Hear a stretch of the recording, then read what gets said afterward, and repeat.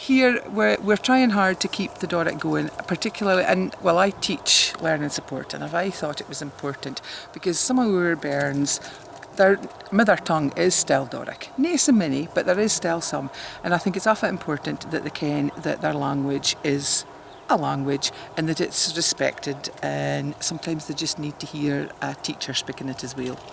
And the main why that we keep it going is through the link with Charles Murray, so it's right fine to have a different focus for a change and to look at otherwise that we can keep the whole local dialect going. And I think song's a good way to engage incomers, because anybody can learn a song even if they dinna fully understand what it is.